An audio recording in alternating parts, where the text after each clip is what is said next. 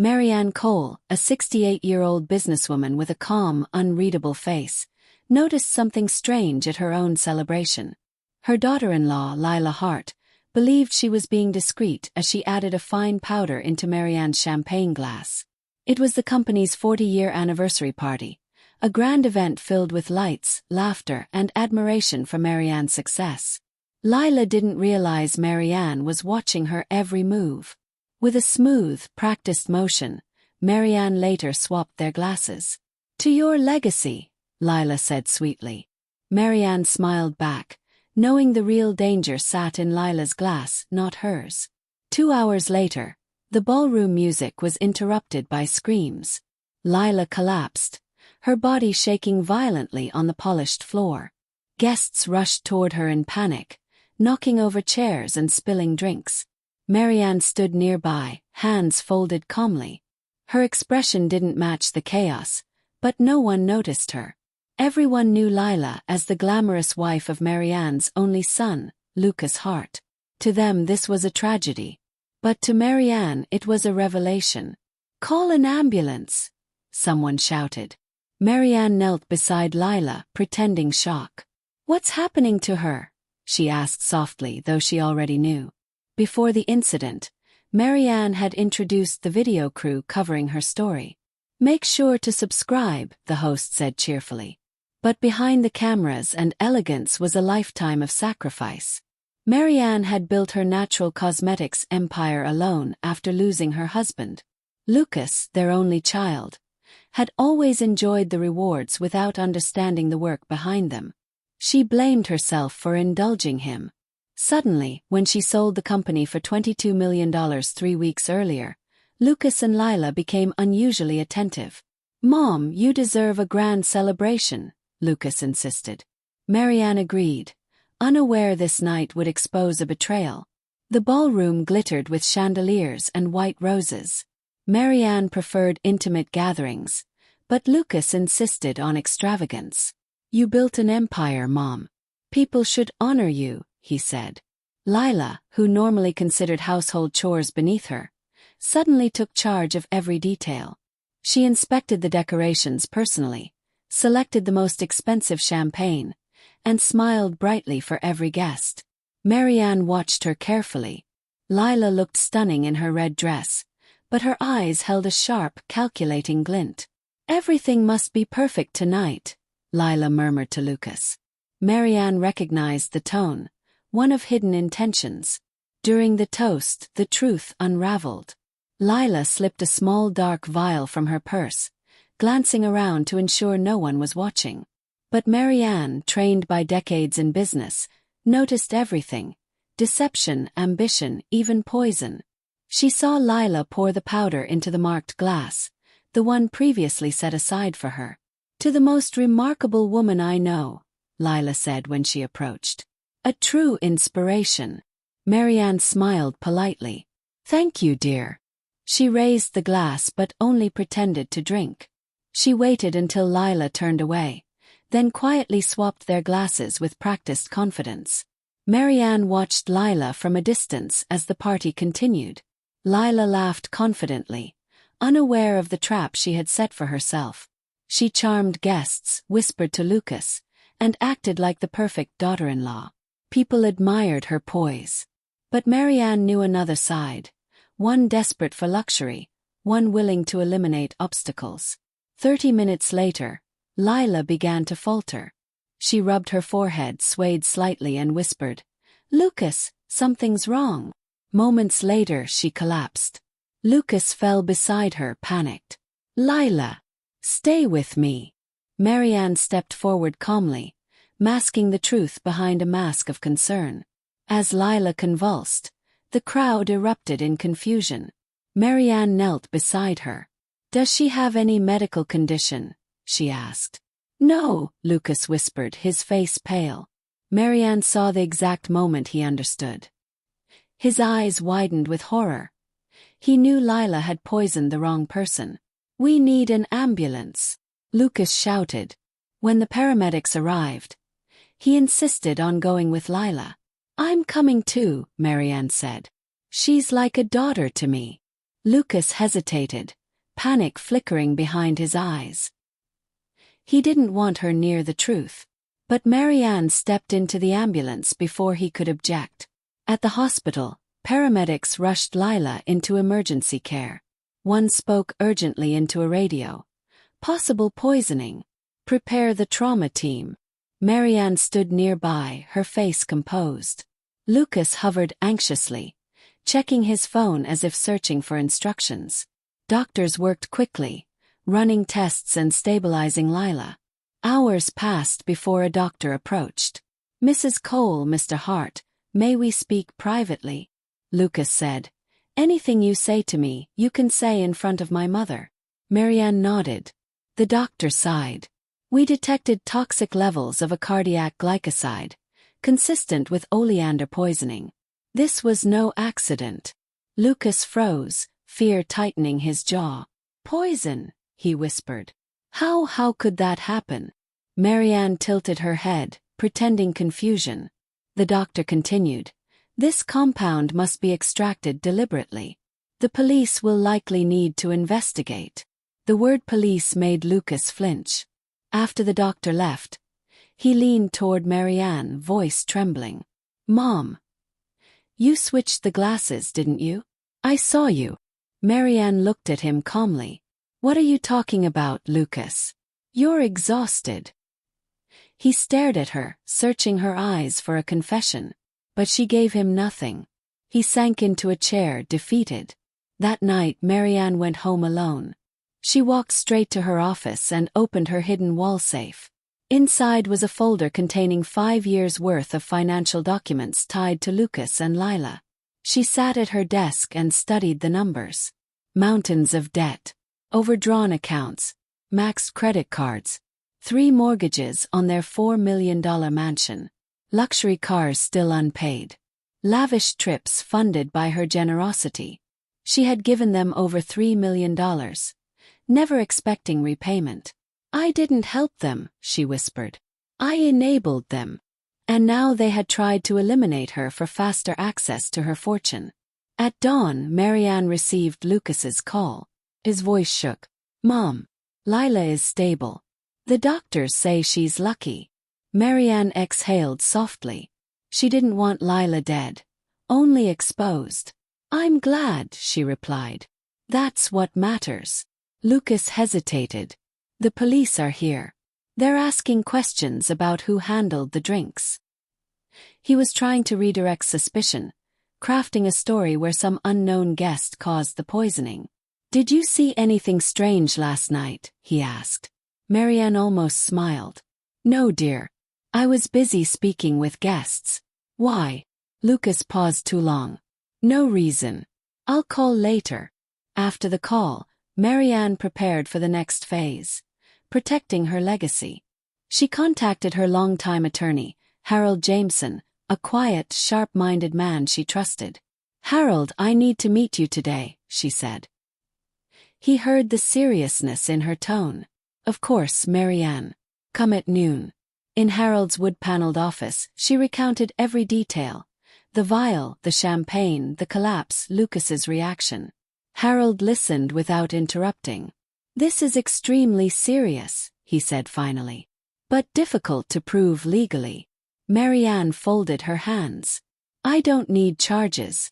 I need protection." Harold nodded. "Then we'll restructure everything." For 2 hours, they drafted a new will and created a powerful trust. Large portions of her wealth were moved into charities she believed in. The remainder was placed in a trust Lucas could only access if he followed strict conditions. A small allowance, monitored spending, and automatic termination if he exhibited reckless behavior. "You're sure about this?" Harold asked. "Absolutely," Marianne replied. "If they tried once, they'll try again if nothing changes." Before she left, Harold added, "Your personal security must be upgraded. Cameras, alarms, everything." Marianne agreed. "Arrange it. Today." On the way home, her phone buzzed. Lucas had texted, "Mom, Lila is awake. She's asking for you. Can you come?" Marianne read the message calmly. It was time to face them again. She drove to the hospital, entering the hallway where Lucas sat slumped in a chair, unshaven and exhausted. He stood quickly. "Mom, thank you for coming." His tone sounded forced. "How is she?" Marianne asked. "Better," he murmured. "The doctors say it could have been much worse." He watched her closely, trying to read her expression. "Can I see her?" Marianne asked. Lucas nodded. Lila lay pale in the bed, tubes attached to her arms. Without makeup or her usual confidence, she looked fragile, almost harmless. But Marianne knew better. Lila's eyes widened when she entered. Fear flickered before she forced a weak smile. "Marianne, I'm so glad you're here." Marianne sat beside her. "Of course, dear. You frightened all of us." Lila glanced at Lucas, who quickly spoke. "The doctors think it was something she ate. Or drank," Lila added softly. Marianne nodded. "Interesting. Especially since the toxicology report found oleandrin. Rather rare, isn't it?" Silence filled the room. Lila's face drained of remaining color. Lucas stiffened. Marianne gently placed her hand over Lila's. "The important thing is you're alive." Lila swallowed hard, her hand trembling. "We still don't know how it got into my glass." "Life is unpredictable," Marianne said calmly. "And I've decided to make some changes to my will." Both of them froze. Their eyes revealed everything. Greed, fear, calculation. "Just small adjustments," Marianne added lightly.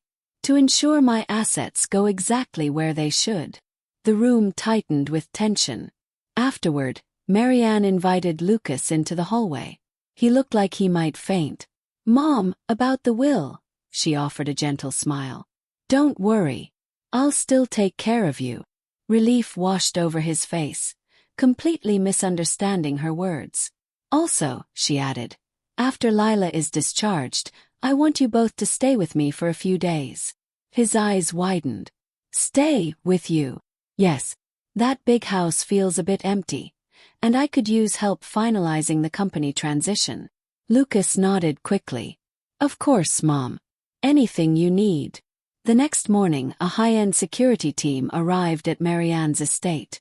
3 technicians installed cameras, motion sensors, and a silent alarm system linked directly to the police. The lead technician explained, "This is top-tier residential security. Every entrance is protected.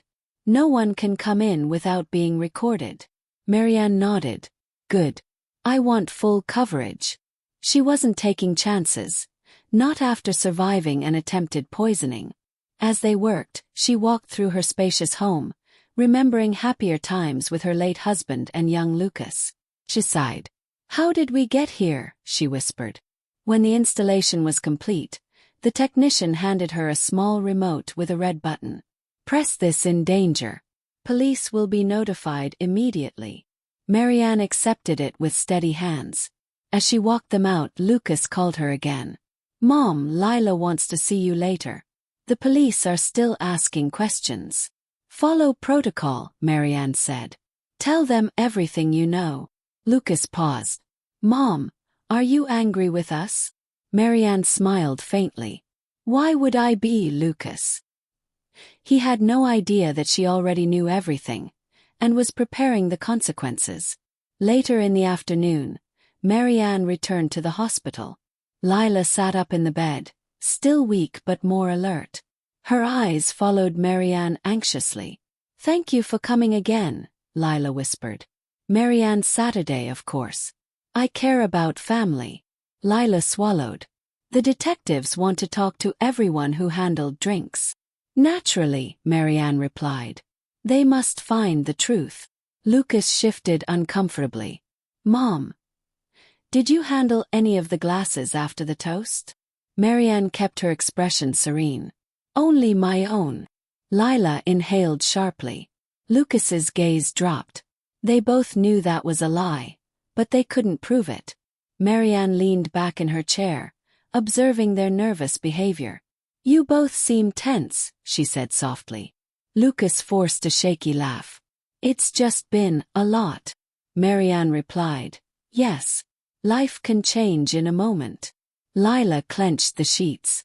Do the police think someone targeted me? Possibly, Marianne said, her voice calm, almost comforting. But motives matter. Lila's eyes darted away. Marianne continued. People sometimes act out of fear. Or desperation. Lucas stared at the floor, guilt forming cracks in his expression. They were unraveling slowly and painfully. Marianne stood. Well, I must go. I have arrangements to finalize. Lucas quickly followed her into the hallway. Mom, please. Tell me what you're planning. Marianne faced him. Planning? I'm simply ensuring my affairs are in order. Because of what happened? He asked quietly. Because life requires preparation, she replied. Lucas ran a hand through his hair. Mom, if you're angry. Anger is useless, she said. I prefer clarity. Her eyes told him she knew the truth. His breath caught. Mom, please. Don't punish us. Punish, she echoed. You haven't even begun to understand consequences. That night, Marianne returned home and reviewed the new trust documents Harold had emailed. Every clause was airtight. Lucas and Lila would receive only a small monthly allowance, unless they attempted manipulation, fraud, or intentional harm. Any such behavior would cut them off immediately. She signed the documents with firm hands. If they cannot value family, she murmured, they will value limits. She printed copies, filed them neatly in her safe, and placed the originals in a locked briefcase for Harold. She felt no guilt, only relief. Prevention was wisdom, not cruelty. The following morning, she visited Lila again. This time, detectives were present. Detective Morales, a calm man in his 50s, introduced himself. Mrs. Cole, we're interviewing everyone who may have touched or seen the beverages. Of course, Marianne said politely. I'm happy to help. Lila watched her with silent dread. Morales asked, Did you notice anything unusual?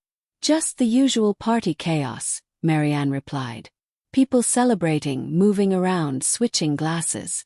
Nothing specific. Morales nodded thoughtfully.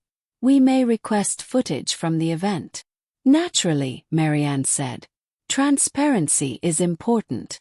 After the detectives left, Marianne turned to Lila. How are you feeling today? Lila's voice trembled. Better physically. Marianne stroked her shoulder gently. Good. Recovery takes time. Lucas entered the room carrying coffee, eyes red from sleeplessness. Mom, can we talk alone? He asked. Marianne followed him into the hallway. His voice cracked. Mom, please. Tell me you're not planning to cut us out completely. Marianne raised an eyebrow. Why would you assume that?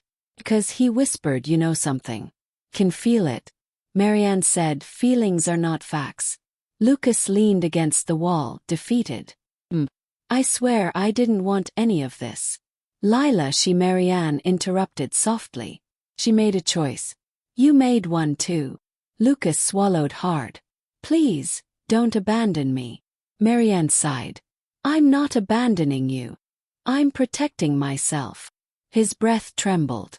But you're punishing us. Punishment, she said, is when someone suffers for no reason. Consequences are different. Lucas covered his face. Mom, I wish things had been different. So do I, she whispered. But wishes don't erase actions. When Lila was discharged 3 days later, Lucas drove her to Marianne's estate as planned. The couple arrived with cautious smiles, pretending gratitude. Marianne welcomed them warmly. Come in, she said. I've prepared the guest wing. Lila entered slowly, eyes scanning the newly installed cameras. New security, she asked. Yes, Marianne replied. After the incident, safety is a priority. Lila forced a smile. Understandable. Marianne watched the tension ripple through both of them. They felt trapped, and rightly so. Make yourselves comfortable, she added. We have a lot to discuss in the coming days. In the living room, Lucas sat stiffly while Lila pretended to admire the decor. Marianne poured tea for all three. How long will the detectives keep investigating? Lila asked quietly. Marianne shrugged. Until they find answers. Lucas stared at his cup. Do you think they'll figure out what happened? Eventually, Marianne replied, voice calm. Truth has a way of rising. Lila inhaled sharply. Marianne. Do you think someone wanted to hurt me? Marianne looked at her gently. I think someone made a decision without considering the consequences. Lila looked away, her eyes shining with fear. That night, Marianne locked her bedroom door, a habit she never needed before. She checked the newly installed monitors, watching Lucas and Lila pacing nervously in the guest wing. They whispered intensely, arguing behind closed doors. We shouldn't have come, Lila murmured, her voice shaky. Lucas whispered back. We have to act normal until we figure out what she knows. Marianne turned off the monitor with a quiet sigh. Let them worry, she whispered. Let them sit with their choices. She climbed into bed, feeling strangely peaceful for the first time in weeks. The next morning, she found Lila in the kitchen, struggling to hide her anxiety. Good morning, Marianne said pleasantly. Lila offered a tight smile. Marianne, thank you for letting us stay. Of course, Marianne replied. Family supports each other. Lila looked down. Do you still trust us? Marianne paused thoughtfully. Trust must be earned, Lila. And protected. Lila's fingers trembled around her teacup. I understand, she whispered. Marianne nodded. Good.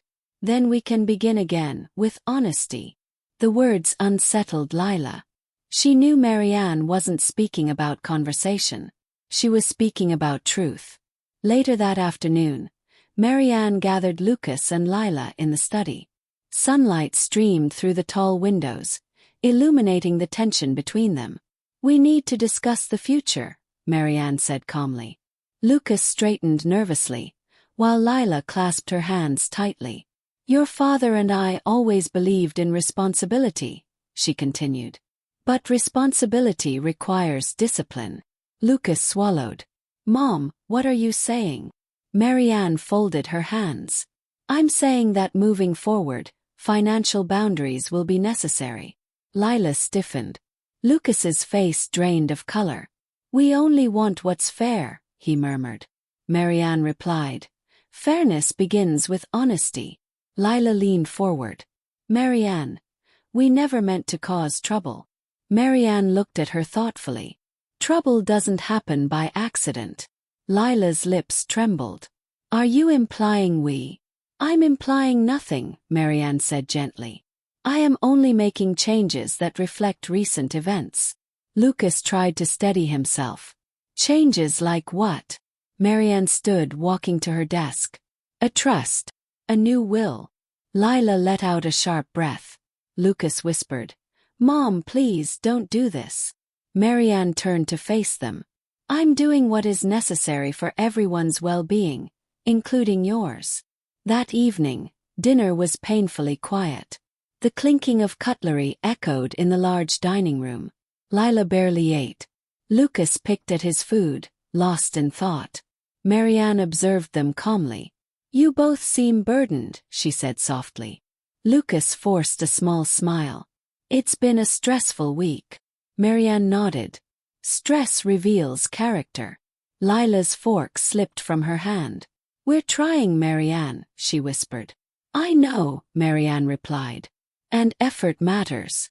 But so do choices. Lucas met her eyes for a brief moment before looking away again. Something in him was beginning to crack. After dinner, Marianne walked them to the hallway.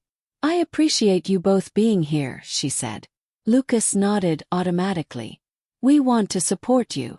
Marianne studied his face. The guilt, the confusion, the fear. Good. Tomorrow, I'd like to review some documents with you. Lila's breath caught. Documents? Yes, Marianne replied. It's time you understand the structure of the trust. Lila blinked quickly, trying not to show panic. Lucas whispered. Mom, are you sure? Marianne nodded gently. Absolutely. Transparency is important for families. Her tone was sweet, but her meaning was unmistakable. That night, Lucas paced the guest room while Lila sat trembling on the edge of the bed. "She knows," Lila whispered. "She knows everything, Lucas." Lucas raked his hands through his hair. "We don't know that." "She mentioned the toxicology report," Lila hissed. "She changed the will. She upgraded security. She invited us here to watch us." Lucas stopped pacing. "Then what do you want us to do?" Lila shook her head helplessly. "I don't know. But we're losing everything. She's cutting us out." Lucas slumped into a chair, his face pale with dread. The next morning, Marianne found Lucas alone in the garden, staring at the fountain. "You're up early," she said gently. Lucas sighed. "Couldn't sleep." Marianne joined him. "Guilt keeps the mind awake," she said softly. Lucas's eyes widened. "Mom, I'm sorry." She looked at him calmly. "What are you sorry for?" He froze, unable to answer. Marianne continued. "Everyone makes mistakes. But maturity means facing them." Lucas swallowed hard. "I never wanted things to go this far." "But they did," Marianne said. "And now we must rebuild, if you're willing." Inside the study, Marianne laid several documents on the table. "These papers outline your new financial limits," she explained. Lila joined them reluctantly. "Limits?" she echoed. "Yes," Marianne replied. "A monthly allowance. Conditions tied to behavior. Accountability." Lila's lips thinned. "This feels like punishment." "No," Marianne said. "It is structure." Lucas looked over the documents, his voice trembling. "We've never had limits before." "And look where that led you," Marianne answered. Lila couldn't argue. The truth was unmistakable. Their old lifestyle was over, and Marianne was reclaiming her power. Hours later, Lucas knocked softly on Marianne's door. "Mom, can we talk?" She welcomed him in. He sat heavily in a chair. "I don't know how to fix this," he admitted. Marianne placed a hand on his shoulder. "Start by telling the truth to yourself first." Lucas exhaled sharply. "We spent too much. We depended on you." And then, his voice broke. Marianne finished gently. "You let desperation guide you." Lucas covered his face. "I'm sorry, Mom." Marianne nodded slowly. "I believe you are. And sincerity is the first step toward rebuilding trust." Later, Lila approached Marianne alone. Her posture was stiff, but her eyes revealed fear. "Marianne, I know I've made mistakes," she whispered. "I'm not perfect." Marianne looked at her steadily. "No one is." Lila hesitated. Can we earn back your trust?" Marianne studied her quietly. "Trust is not something I give freely anymore." Lila lowered her gaze. "I understand. I won't lie. I'm scared." Marianne softened slightly. "Fear can change a person, for better or worse. Which one will you choose?" Lila nodded slowly, unsure but willing to try. That night, as the house grew quiet, Marianne stood in her office, staring at her new legal documents locked safely in her drawer. For the first time she felt in complete control. Lucas and Lila were under her roof, under her conditions, and under her watch. The balance of power had shifted entirely. She whispered, "You tried to take everything from me. Now you will learn what it means to earn anything at all." Outside, the night was calm. Inside, a new chapter had begun, one built not on fear, but on boundaries, truth, and Marianne's unwavering strength.